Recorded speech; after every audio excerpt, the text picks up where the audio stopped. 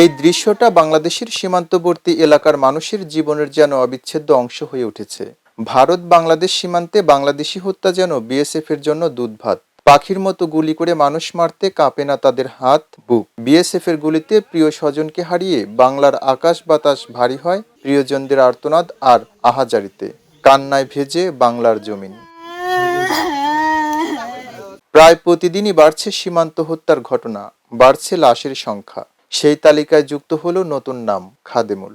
পরিবারের অভিযোগ, লালমনিরহাটের হাতীবান্ধা উপজেলার আমঝুল সীমান্তে খাদিমুলকে বিএসএফ হত্যা করে। নিহত খাদিমুল উপজেলার উত্তর আমঝুল গ্রামের বাসিন্দা। স্থানীয়রা জানান, সীমান্তের কাঁটাতারের কাছে গেলে ভারতের পাগলিমারি ক্যাম্পের টহল দল গুলি চালায়। এতে খাদিমুলের মুখ, বুক ও মাথায় আঘাত লাগে। বিজিবি এক সংবাদ বিজ্ঞপ্তিতে বলছে, প্রাথমিকভাবে বিএসএফ বিষয়টি তদন্তের আশ্বাস দিলেও পরে সম্পৃক্ততা অস্বীকার করেছে। বিএসএফ এর দাবি, ওই রাতে তাদের কোনো সদস্য গুলি চালায়নি এবং অস্ত্র পরীক্ষা করেও ফায়ারের কোনো আলামত মেলেনি।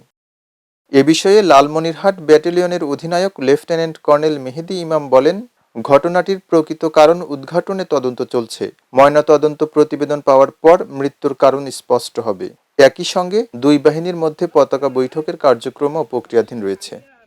খবরের কাগজ, নিখাদ, নির্ভীক, নিরপেক্ষ।